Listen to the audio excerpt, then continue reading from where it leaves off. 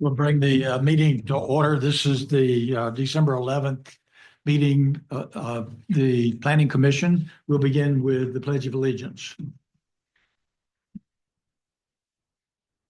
I pledge allegiance to the flag of the United States of America and to the republic for which it stands, one nation under God, indivisible, with liberty and justice for all. Thank you. And we'll have a roll call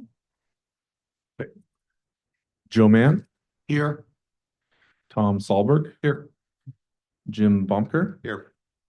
DG Garcia. Here. Charlie Jenks. He's not here. Dale Robbins.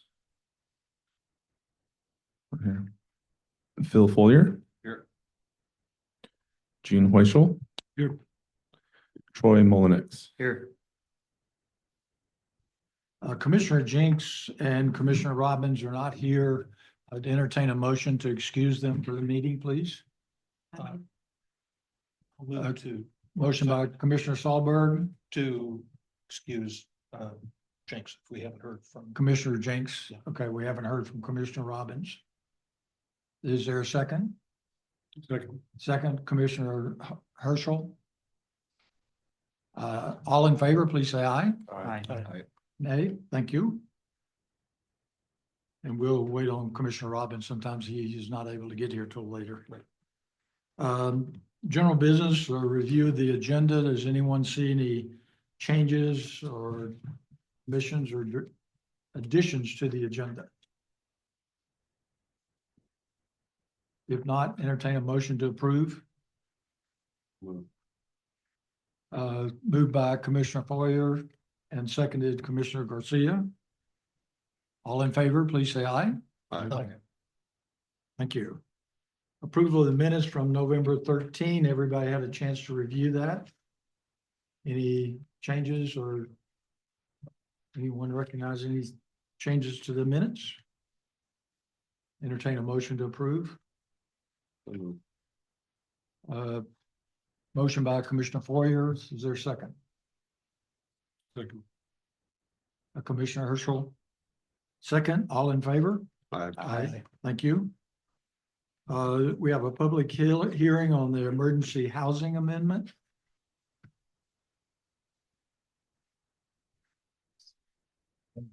Turn that over to. Yes, thank you, Commissioners. Next slide, please. So I want to just give you a very quick context. RCW 3521.683 made a requirement that effective September 30th of 2021, cities should no longer prohibit indoor shelters or indoor emergency housing in any zone in which hotels are allowed. And on September 21st of that year, City of Liberty Lake approved ordinance number 280, allowing emergency shelters and housing as limited use in the city's commercial, industrial, and mixed use zones. But the limited use standards for the emergency shelters and housing included both spacing requirements and occupancy limits. Next slide, please.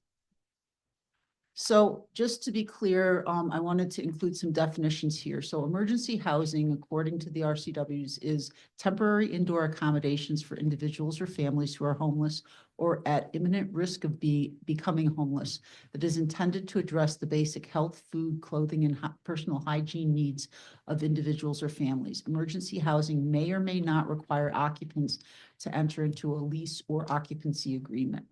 An emergency shelter is a facility that provides a temporary shelter for individuals or families who are currently homeless. Emergency shelters may include day and warming centers that do not provide overnight accommodations. So that's what we're talking about.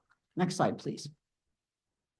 So RCW 36.78.070 also requires that we do a land capacity analysis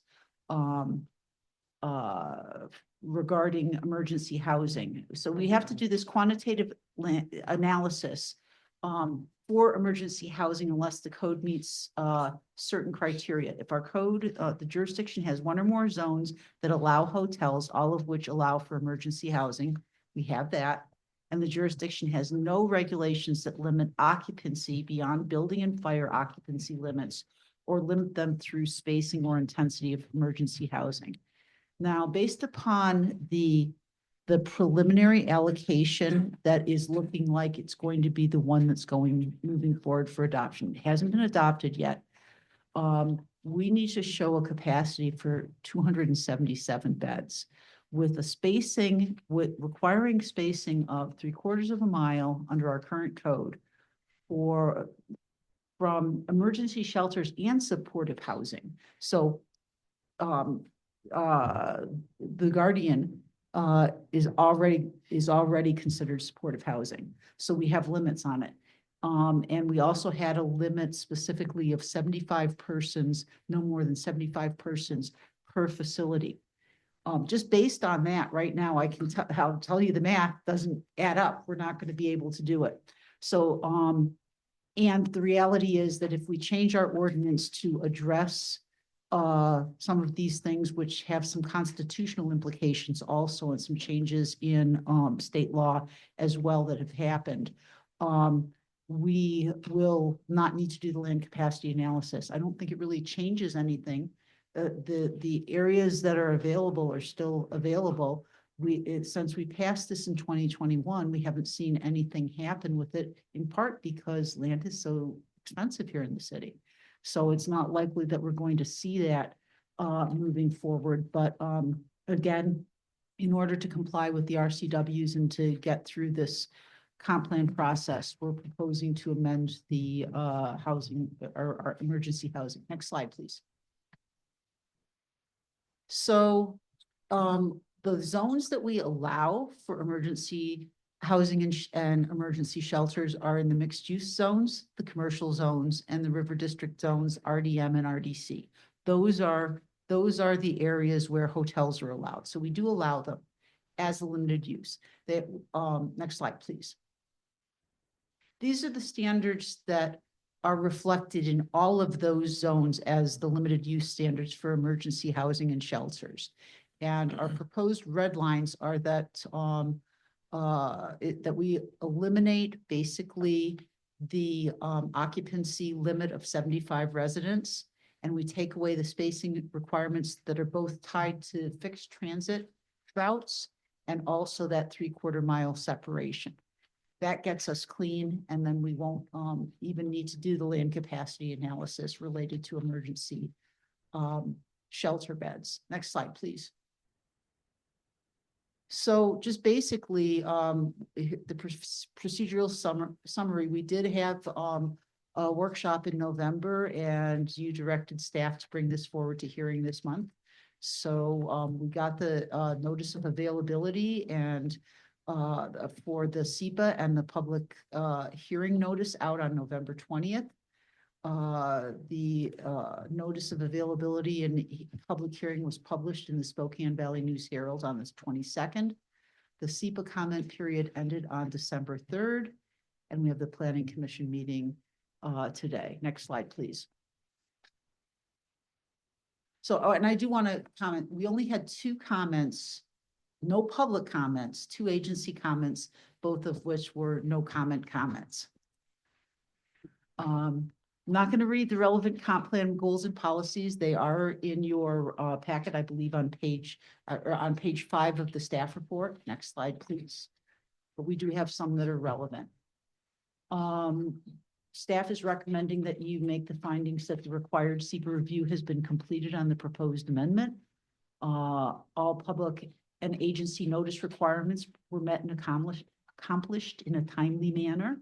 The public was provided the opportunity for early and continuous participation, and the public had the opportunity to submit written comments and testify at a public hearing before the Planning Commission.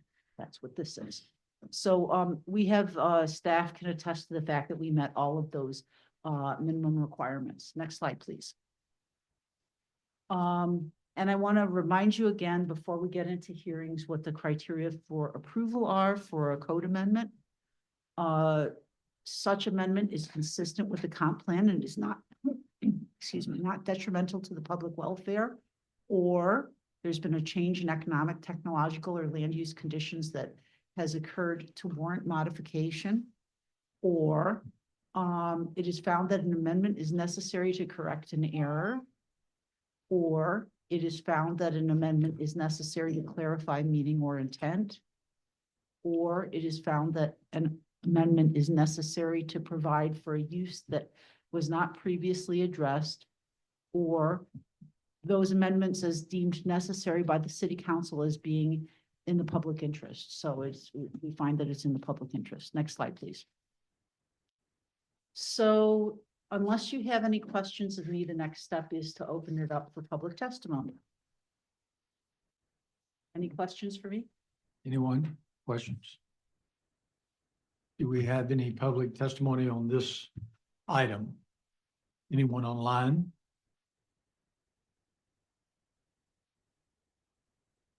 Not seeing any. Not seeing any?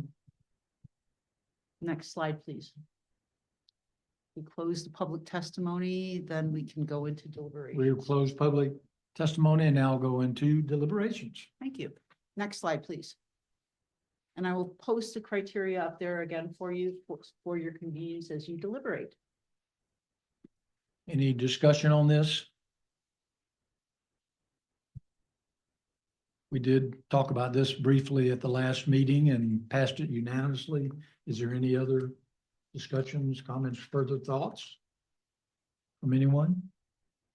Sure, I'll just comment, the red line changes haven't changed since we last discussed this topic, and thank you for doing that. It was easy to call it out. Right. Any other comments? We should take a vote on those items. I'll Yes. make a motion. Second. Well, Motion by Commissioner Foyer, who seconded? No. Yeah. He needs to I'll make make several motion. motions here, yeah. Oh, sorry. So I'll make a motion that the proposed amendment is consistent with the comp plan and is not detrimental to the public welfare. Second by Robbins. Yes. Okay, second. Commissioner Robbins, all in favor? Aye. Opposed? Thank you. Commissioner Foyer, you'll make another? Sure, I'll make a motion that the proposed amendment is not warranted by changing economic, technological, and or land use conditions. Second. Second by Commissioner Robbins. Any discussion? All in favor? Aye. Opposed? Thank you. Another motion proposed, the proposed amendment is not necessary to correct an error. Second. Second by Commissioner Robbins. Any other discussion? All in favor, please say aye. Aye. I'll make Thank a you. motion, I'll make a motion, the proposed amendment is necessary to clarify meaning or intent. Second. Second by Commissioner Robbins. Any other discussion? All in favor, please say aye. Opposed? Thank you.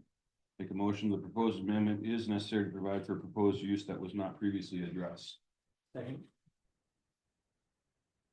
Also second by Commissioner Robbins. Any discussion on that? All in favor, please say aye. Thank you. Finally, I'll make a motion that the proposed amendment is deemed necessary to be in the public interest. Second. Second, Commissioner Robbins. All in favor, please say aye. All, thank you. So we passed that one. We move on to our workshop on sign code. You need a motion on the final recommendation. You do need. Oh, I'm sorry. Final recommendation. Yes. I'll make a motion. Skipped over that. Regarding the recommendation, the matter of proposed amendments, City of Liberty Lake Development Code, River District Development Regulations regarding limited use standards for emergency shelters as detailed in Exhibit A of the staff report. The City Liberty Lake Planning Commission recommends to the City Council that the amendment be approved. Second. Second, on by Commissioner Robbins, all in favor? Aye. Any opposed? Thank you. Thank you. That was painless. Next slide, please. You're on to the sign code amendment, and actually, if you could, Evan, if you could bring up the presentation, and Amy, if you would introduce our panelists, please. Yeah, so we've been working with a group of consultants with Burke Consulting. First, we'll hear from our project manager, Oniza, on the engagement strategy, and then they'll follow up with their legal consultant, Daniel Kinney, to talk about the legal framework, and then we'll end it up with kind of a overview of our existing code and some options for change, and Oniza will lead that particular discussion. So I will turn it over to them. Was that first name Alita? Oniza, Oneza. Thank you. Can you hear me? Yes. We can. All right, thank you. Thank you so much. So we're so excited to be here this afternoon, and thanks for letting us take on this important code update for the city. So I would like to start with introducing myself. I'm Firdaus Oneza from Burke Consulting, an associate planner. I have a long experience in code updates. And with me, we have Daniel Kinney. Daniel, if you could introduce yourself as well. Yes, absolutely. My name is Daniel Kinney. I'm an attorney at Ogden Murphy Wallace. My firm represents a range of different municipalities across the state. I'm the city attorney for 2 cities, but then do a lot of work like this with other cities as well. And so I'm part of the team with the Burke Consulting team. Slide. I would like to mention that, I mean, as we all know, that sign code is so important, and it plays an important role in communication and messaging for the city. So our objective of the sign code update is to have a clear and enforceable sign code that reflects the changes in the latest case laws. And then also we are working on representing the best practices while it creates a balance between the city's vision and needs. So as Amy mentioned, that the Planning Commission workshop purpose this afternoon is we will go over the sign code update public engagement plan that we put together. Also the legal framework will be the next discussion, and then we will go over the initial audit review. We also reviewed some of the best practices as part of this. Let's go to the next slide. So we put together a public engagement plan for the sign code update. So as part of that, the purpose is that we want to have your invite your community members to be involved in the process, and we would like to get the input from different stakeholders. Some could be business owners, residential property owners, and city residents, as sign code will carry important communication for the city. And we are taking a collaborative approach with different stakeholders. Next slide, please. So in our public engagement, we are reaching out in different ways. Some are in person, some virtual meetings, and some online, so that people who cannot come to the meetings can also take online survey or look at the webpage to get different information. We are going to have in-person stakeholder meetings with some of your business owners and property owners, and of course your community members. And once we gather all these inputs, we are going to finalize that, and we will be meeting with you several times. So the next slide will show our overall time frame. It's going to be about 6 to 8 months process. As you can see, we're starting in December, and this will go in June and July timeframe. So today is the first dot on the left side, the Planning Commission. Actually, this is the Planning Commission and Community Engagement Commission's joint workshop this afternoon. And you see on the bottom, we are discussing public engagement and legal review, audit summary, including the legal review. And then as we move forward in February, we will have stakeholders outreach. We will gather information. And then in February, we will also have planning commissions who will come back to the Planning Commission with some additional details of the best practices, which we already have been reviewing. You will see that in our memo. And then also, as we move to March, we will put together online survey, And then we will gather those input from the survey as well. And by the time we get to May, we will have the draft code that we will bring in front of you for your review. We will get your input and we will also bring the draft code to the council. And then we're looking at June or July timeframe for your final adoption. And by the time we anticipate that we will get enough input to update the code and address all of the comments. With that, I mean, this is the crux of the public engagement plan. And then the next item is Daniel's, that he will go over the sign codes legal basis, and then I'll come back again. So Daniel. Yeah, thank you so much. And we can drop the PowerPoint for just a minute if you'd like while I present. I don't have slides. Planning Commission received a memo from me in advance of the meeting that is intended to be attorney-client privileged memo because we talk about some of the legal risks and some of the ways that we're going to address that. However, there are some larger concepts that I wanted to make sure that we talked about today because they provide the framework for some of the revisions that we will be looking to do in the sign code.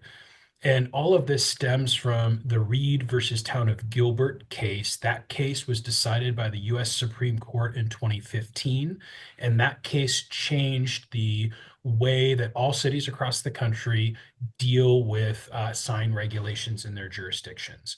And so we need to look at that first and foremost to see how your existing sign code might need to be changed to address that change in law.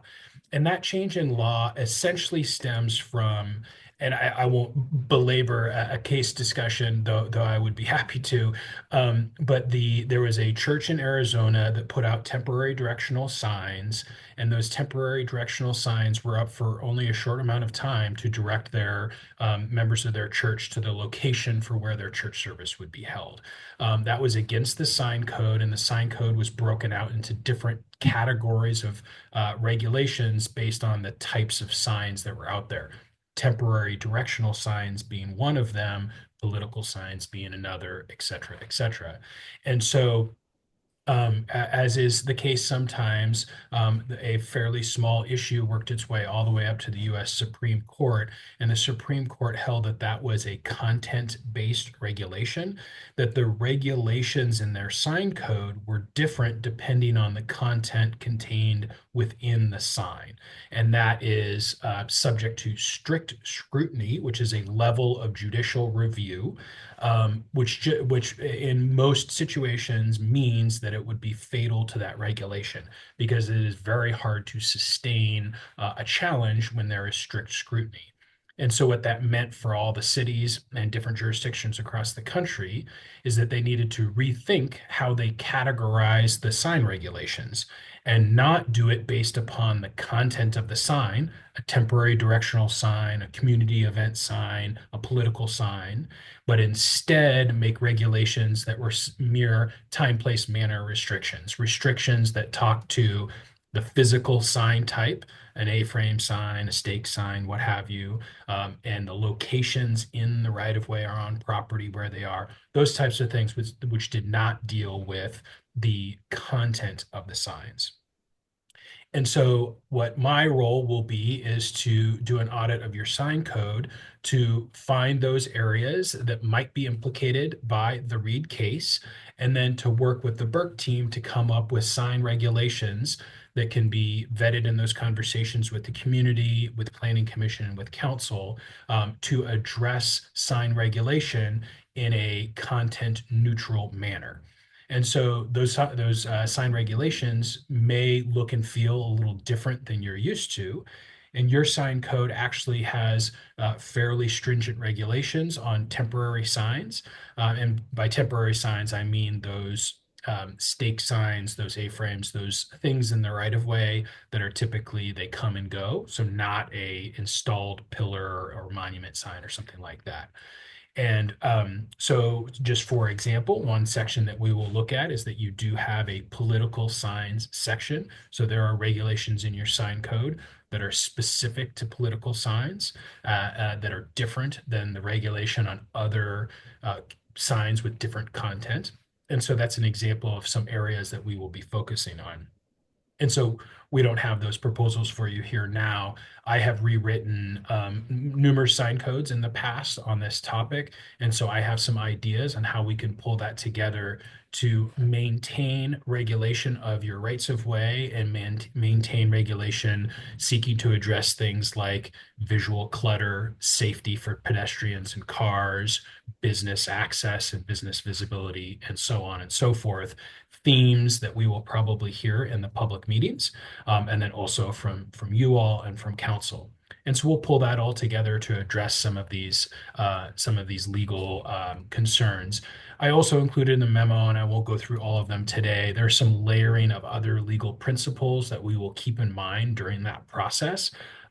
If and when we get to a situation where we are making a change and it's due to kind of that layering, we'll identify that to make sure that we have the context for that change.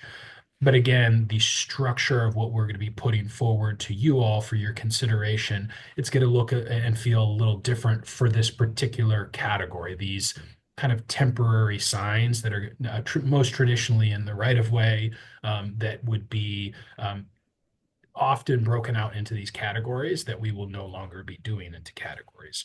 And so I give a presentation on this fairly often, and there's certainly questions that can come up. I'm part of the team along the way, and so I'm going to be a resource to you all as you consider these things and as we bring forward potential code revisions to you.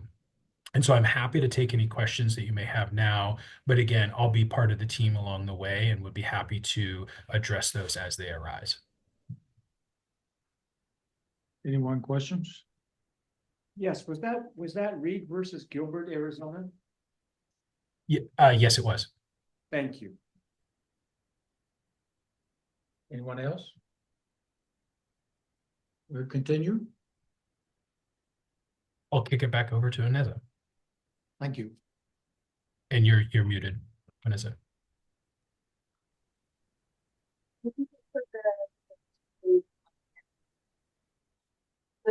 Go to the next slide. So I will be talking about our overall finding of your existing sign code. And we have categorized our audit summary into 4 basic areas. One is the content gaps that we looked at other codes, looked at requirements to see where the gaps are. Also code organization, what could be the best or efficient way for your code for users to read. Clarity and readability, like how best people can get information, and the legal requirements that you have already heard from Daniel. I'll just go over briefly about our key findings. You have the memo, and I'm gonna go through all of the memo findings, but I'll just give an overview of the in this presentation. So like next slide, please. So in terms of content gaps, we're finding 2 broad categories. One is that we suggest adding some new sections and then update some of the existing sections. So when we are talking about adding new sections, the sign code itself could add a definition sections. We understand that your entire code has a definition section there, but if you choose to, we could pull some of the definitions from there, add some definitions that are required or not in your sign code now, so that the sign code would have its own definition section. And then also we could add some additional sections for better clarity of your sign code. And then in updating the existing sections, and we'll go over the table, but for example, for the purpose section, we could include some of the language that could better align with the legal requirements.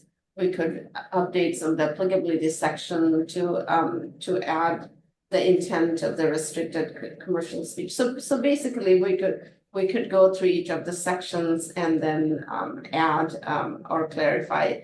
One of the sections is your section 9, where there's wayfinding signage and it doesn't have any standards. So we plan on adding standards there. So if we could go to the next slide.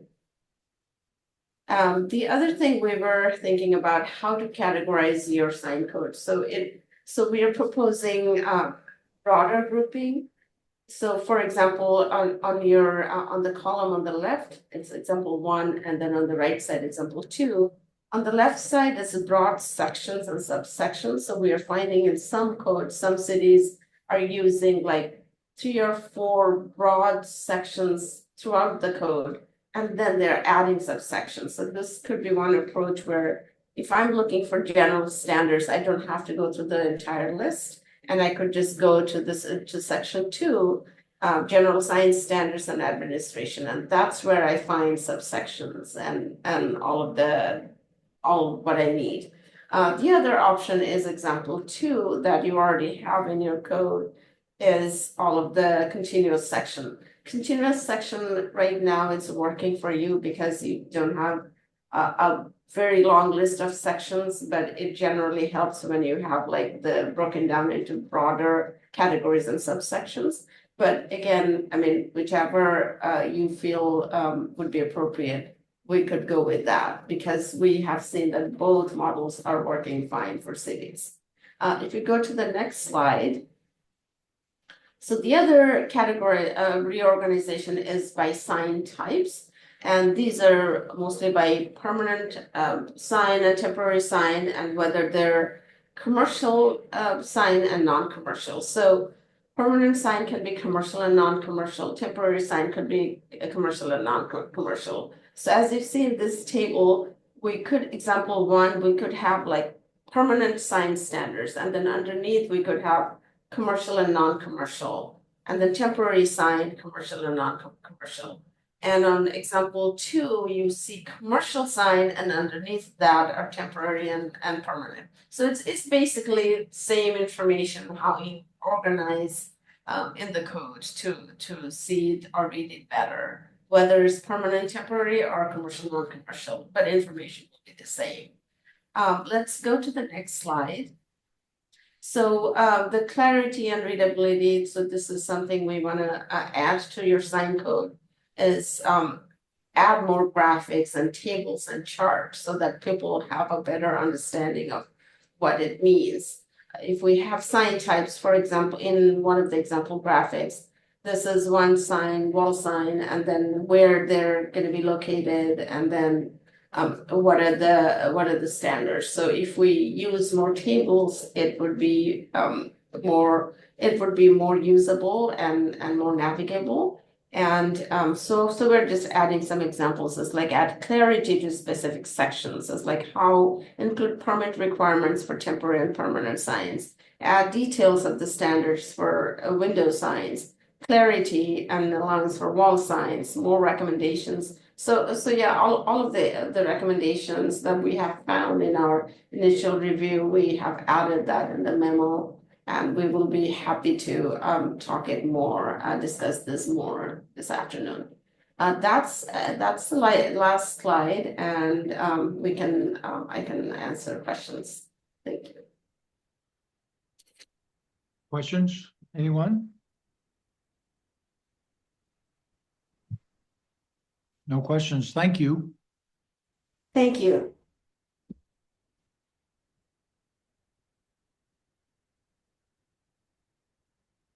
Yes, I do have. Was that the end of the workshop? From the presenter? Yes. I do have a question, I guess. As I'm listening to this, I'm trying to understand, are we trying to, what's the term, reorganize our code? Or are we just trying to meet a decision made by the Supreme Court? Or are we, I mean, I'm hearing a total overhaul, and I can't help but hear this little voice in my head, if it's not broke, don't fix it. It is broken. Okay, I'm just asking. So can you have a There's- little light on that? Yeah, I can absolutely. And one of the things that I would say is that there is more case law than just the Gilbert case that affects content neutrality. And one of the things that in reorganizing it, one of the things it will help to enhance our ability to, number one, have a defensible code. Mhm. We have more latitude in in regulating commercial signage than we do in other types of signs. And so commercial versus non-commercial, I really like that organization because there's two different standards that we have to go by with those. The other thing is that our code is confusing. It's it has graphics that are open to interpretation. It doesn't do what we want it to do, and it neither does it do what the businesses want it to do. So we have a lot of challenges with our code as it's written right now. Probably the biggest one, though, is the concerns related to the constitutionality of it. This code is desperately overdue for being rewritten. And again, in reorganizing it, it will help us to follow the guidelines that are established in the case law for signage. And the reason I asked the question is it seems like since the city's been a city, this has been a topic 2 or 3 times now. With major overhauls each time, so. And so that I appreciate the explanation. Maybe there's just a disconnect there between. One of the first things that when I got here 7 years ago, one of the first things I said was that, oh my gosh, we have a problem, Houston. It has been on my radar as a priority ever since I got here. But again, sign code overhauls are a heavy lift. And because people have a lot of opinions, it's not just, it's the community values, the community's aesthetics, but we also really have a lot of case law that we have to follow. Sure. And bottom line is that we haven't been able to get to it. One of the reasons we finally said we need to hire a consultant to do it, Amy and I both have a fair bit of experience in overhauling sign code. It's just that we haven't had the capacity to do it. And so that's why we brought on Burke, and they have a great track record with it. Again, I think having legal counsel who has specific experience in sign code regulation will really help us come up with a very clean ordinance. There's a lot of examples out. There's a lot of model ordinances that have been written since that time. One of the examples that I would give is that Oneza spoke about adding a definitions section to the sign code. Although we do have a definitions section in the front of our development code, first of all, it's terribly organized and it's hard to find things, and it's missing some definitions. But even more so, sign code is kind of a special type of regulation in that there are free speech components associated with it, which is why all of the case law surrounding signage. And one of the things that I found in probably the 5 or 6 sign codes that I've been involved in overhauling, every single time we've taken the definitions, which are really specialized for signs, out of the definitions section for the entire development code and put them squarely in the sign code so that it becomes very standalone. It makes it much easier for users, and it's not buried with a whole bunch of other zoning jargon. Appreciate it. One last comment. Again, as you go forward with this process for the benefit of the community, it might be wise to start with why we're doing this as a resident and as a business, because it's like I said, I know this topic is, I don't remember the details of it, but I know this topic has come up a couple of times over the course of all these 20+ years as a city, and I don't remember the reasons why, but I'm sure everybody's got their own version is what I'm saying.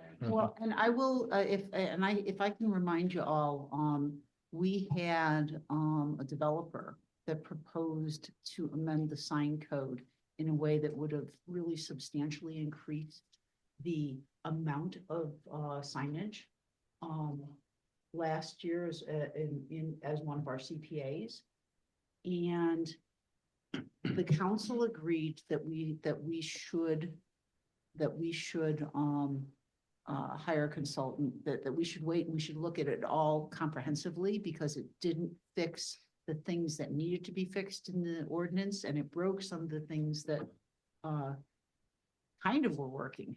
So anyhow, long story short is that, part of it is that we made a commitment that we would bring someone on and we would go through and we would do this, but we would do it comprehensively. And that is, context also that you should be aware of. Question. So I appreciate the legal help, especially with content neutrality. Understand that if you're doing something that is discriminatory or promoting of one or another ideal. But I don't think we have that much of that.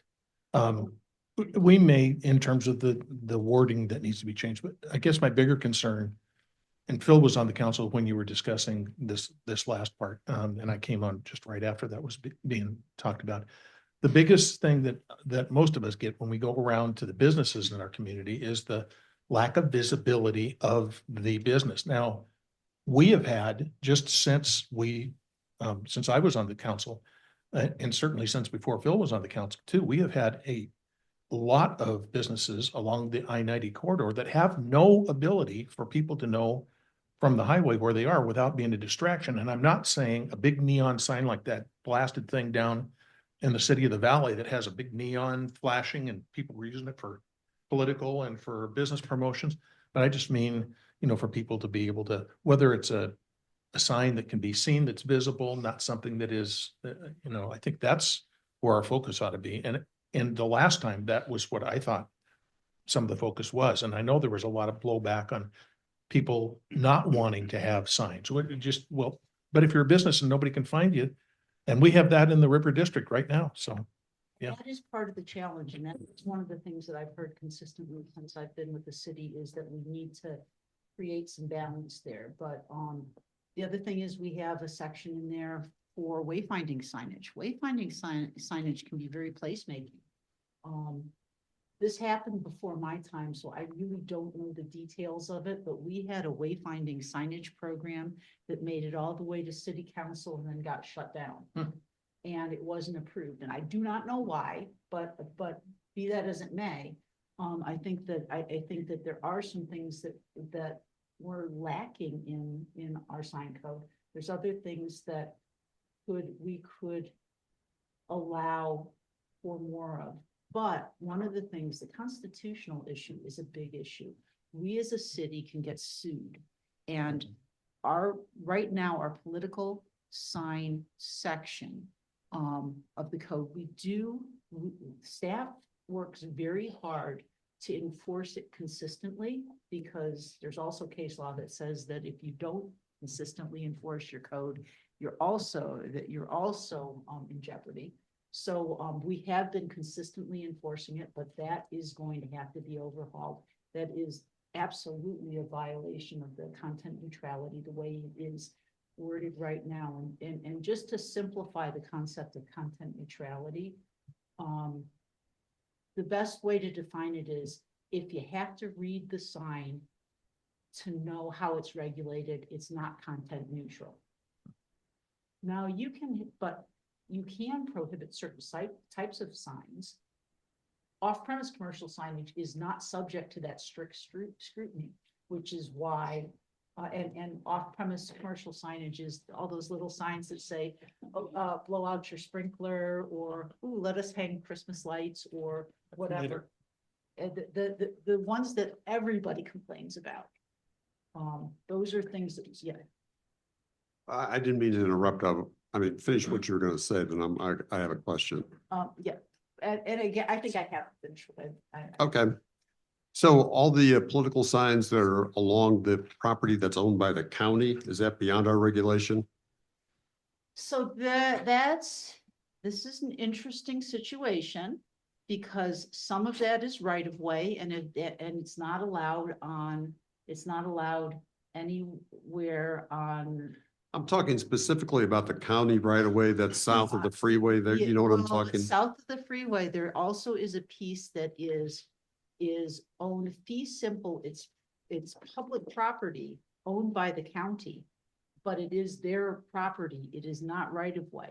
So we will enforce on their right of way, but their private property, we will send them a notice. They have to send out their staff. We do not trespass on public property. We do have a prohibition right now on, any political signs located on any public right of way or public property. So we send them notices. And then we have, but we also would be trespassing if we went and removed those signs. So like any other public or any other private property owner where they have a sign code violation, we notify them and we enforce in that way. So effectively, we are responsible for giving notice of any violations in that right of way? In the right of way, I mean, in the property that's not, yeah, yes, property- it's considered private property as far as we're concerned. Well, it's public property, but it's owned by fee simple. It's a fee simple. It is land that the county acquired from the railroad that was purchased fee simple.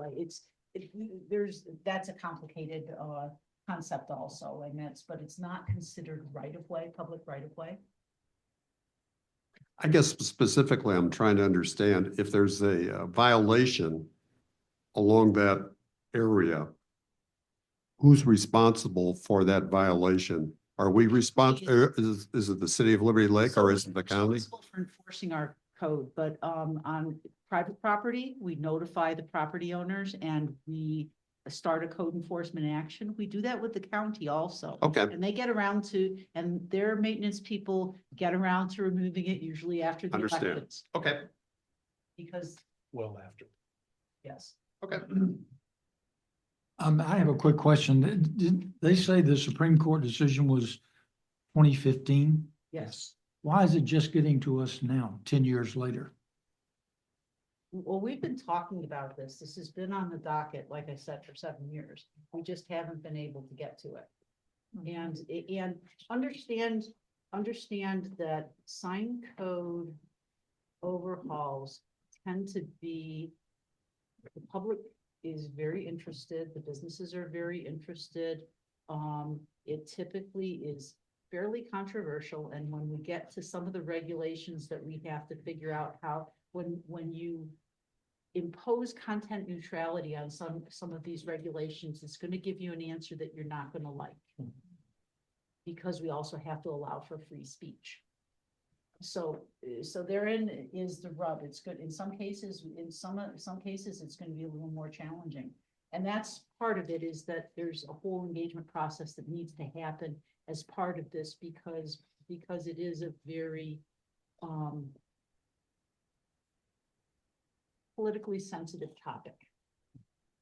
So that's why we haven't launched on it thus far.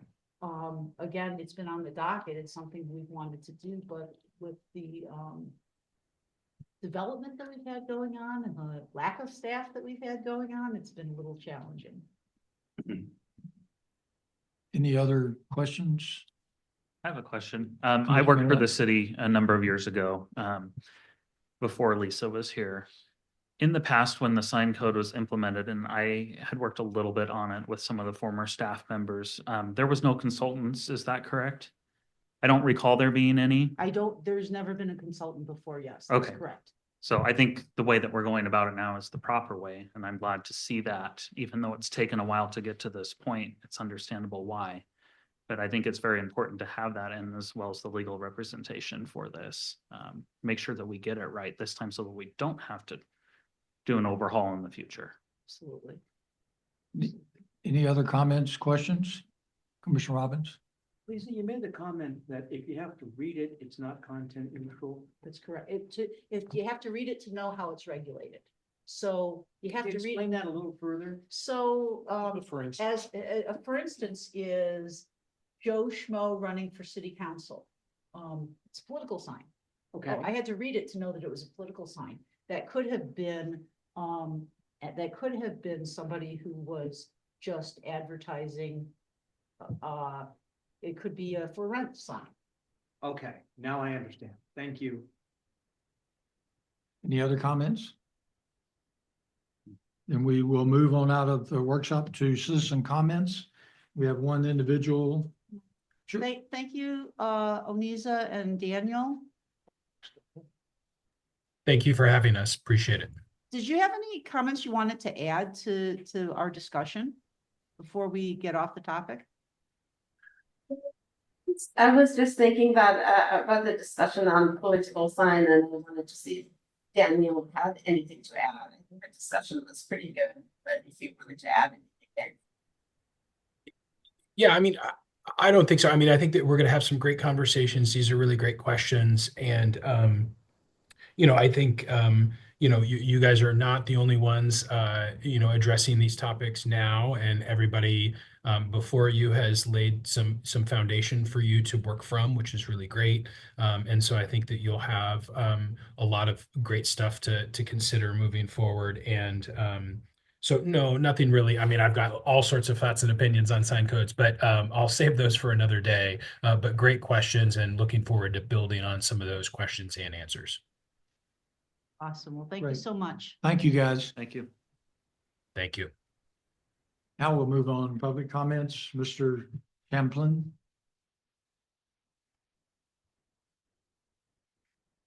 Thank you very much. Phil Champlin, I'm the Executive Director at Hub Sports Center. We're a 501c3 nonprofit located here in Liberty Lake. And I just wanted to make a comment on your sign code. And I was here 10, 12 years ago when we were talking about wayfinding signs, and the hub is on a parcel that's set back from public right of way. And so we were trying to find ways to help people know how to get there. And wayfinding was one of the options that we kind of looked at. We've embarked on building some outdoor ball fields, which is adding to our complex there and allowing the public more opportunities to come play and recreate. With that, we were trying to figure out, with folks that wanted to be sponsors or investors or involved, how could we recognize them in that outdoor space? We had an opportunity to come meet with Amy and Lisa, and they were very helpful because the sign code was very confusing on trying to figure out where we fit or what we could or could not do and where to find that in the code. And so, thank you both for helping us with the secret decoder ring a little bit on where those are at. But with that, we found that currently the way the sign code is set up is pretty prohibitive for us to be able to recognize either commercial businesses or individuals that want to sponsor and have some sort of recognition there. And those types of sponsorships or investment dollars help us with operations and continuing to maintain that facility so that it can be sustainable for year after year, is where that is. And so excited that there is an opportunity for us to take a look at the way the sign code currently interacts and what new possibilities there could be. Obviously, this is a new entity and a new type of opportunity that wasn't really, I think, addressed or thought of when the sign code was originally put in. And so as the city continues to grow and develop, to take a look at that sign code, how businesses can interact with that, how nonprofits can interact with that can be beneficial without becoming NASCAR out there as well. That's not our intent. But our intent is to hopefully be able to recognize people in our outdoor space that are helping us provide that resource to the public. So thank you for looking into that. And I would hope that we might be able to be a stakeholder as you guys go through that process. Absolutely. Thank you. Thank you, Mr. Champlin. Thank you. Any other public comments online? I don't see anyone else on. Any other commissioner comment? I have a question relative to personal property. I would think that the property that Hub owns would have the latitude of placing whatever signs they want inside their own property. That's not the way the sign code's written right now. It's not the way, and that's part of the challenges. There are some real challenges with the way our sign code is written right now. Would that apply to just commercial property or private property? It applies to all, but right now it depends on what type of sign you're talking about. Again, one of the things that we really need to separate out commercial signage from non-commercial signage. We really need to focus on time manner and placement. Again, one of the things that you also don't want to just say carte blanche in terms of your signage, unless you want to get a division street as an example. There does need to be some regulation. Aesthetic concepts are a valid public purpose in the sign code, but there has to be a balancing of the ability for a business to advertise and be identified, and there has to be a balancing of the public's ability to exercise their rights of free speech balanced with that aesthetic principle.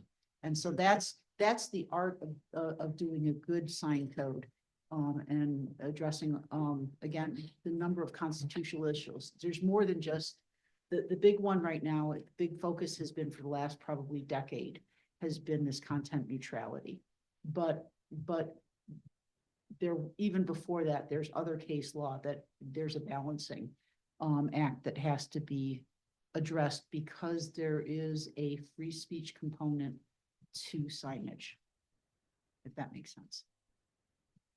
It does, and it's much broader in scope than I originally imagined. So, Okay. Any other questions, comments? We'll move on to reports, Secretary's report.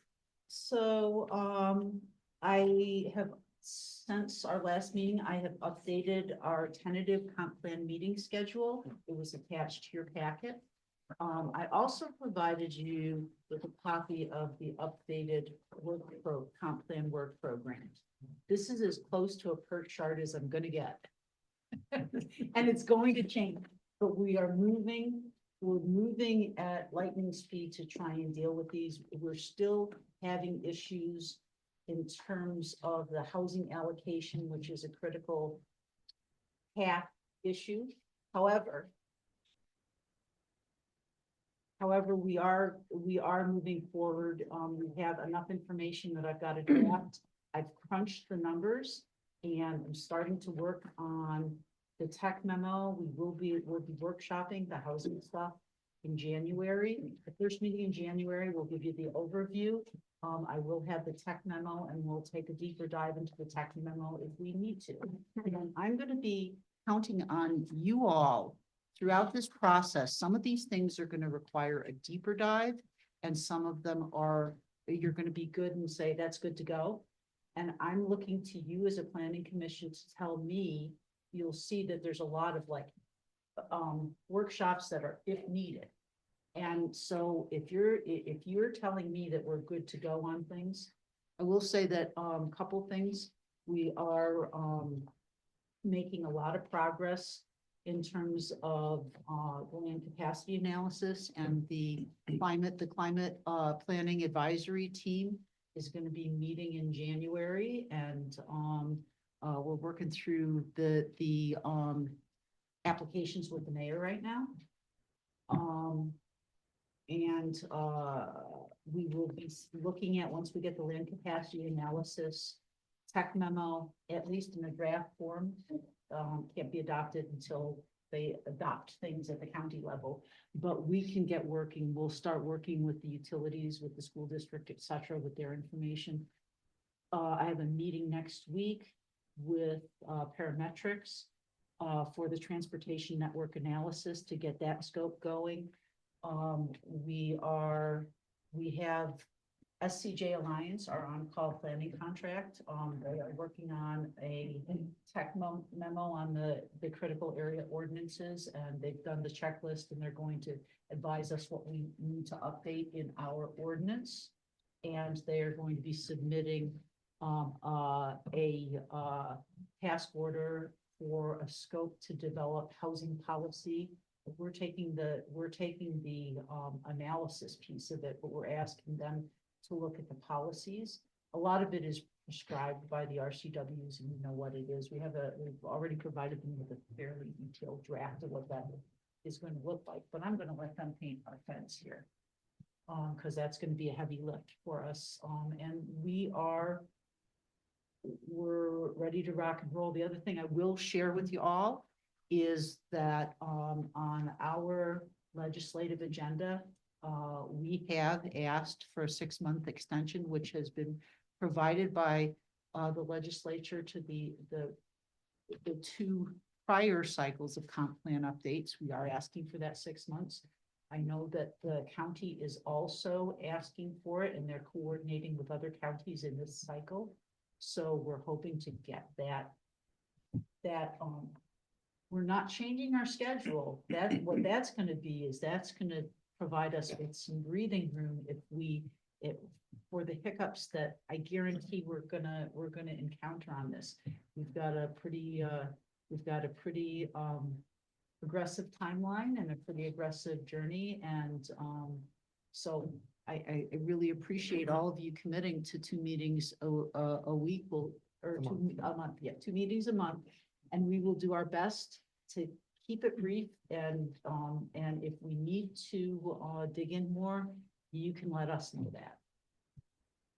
Quick question, 2 of Yes, the sir. dates are on Fridays and one's on a Tuesday. Well, the Was dates- that by design? No, Okay. they're all supposed to be Wednesdays, but it's a little difficult because I'm trying to, I don't have my 2025 calendar yet. I understand. So I will get that cleaned up. if that is Okay, the case. April 4, August 8, they're both on Fridays. Okay, September 9 is on a Tuesday. I will get that cleaned up. Okay. Good catch. Any other? Well, I told you it was very. I understand. Well, I was thinking, Friday, we're gonna have 3-day weekend. We're all gonna go on a retreat or something, but okay. That's Secretary's report, Planning Commission reports. Any, I don't have a report. Commissioner Foyer? I have a question, not a report. Have you heard anything, Lisa, on how this initiative 2066 regarding natural gas is it gonna play with this climate piece? So I don't know that it is, and I'm not sure what it's going, the climate piece, I think, moves forward regardless, but it has more to do with building code.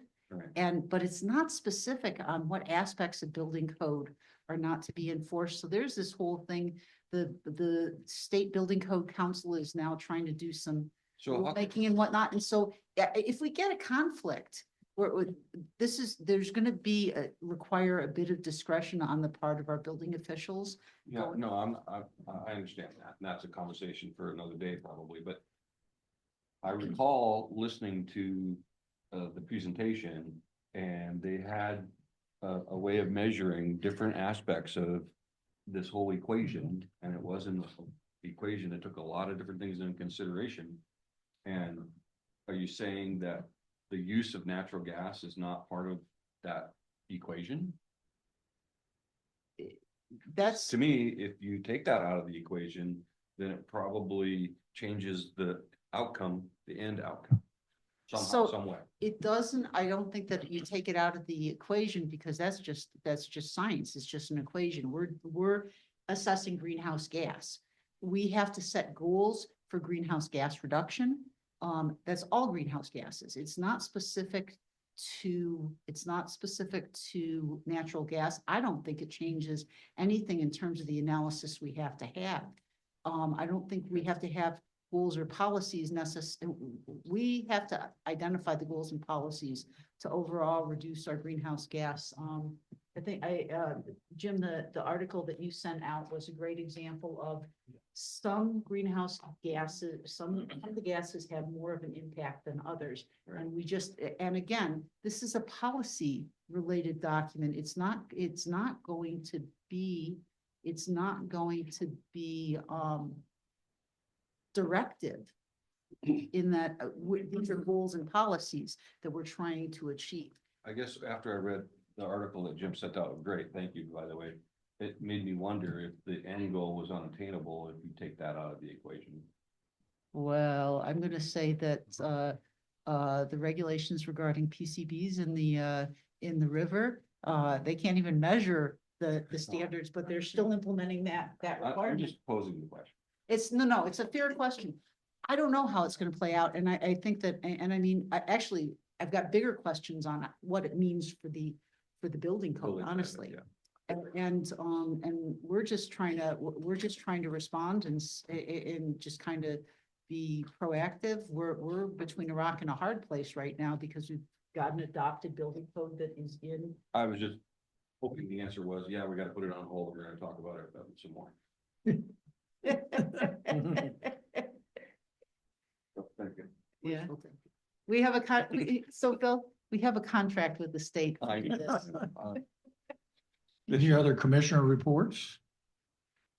Just a friendly reminder, our first meeting in January, we also elect chair and vice chair. So be thinking, Actually, you, we do it the first meeting in January. you elect them for 2 years. You guys. Oh, are- 2 years. Yeah, so if you looked at the docket that or the list I sent out last year, your positions, unless one of you chooses to resign, it. Well, you can't get out of it, Tom, so. Just Okay, saying. any other reports or comments for the good of the order? Entertain a motion for adjournment. Commissioner Foyer and seconded by Commissioner Garcia.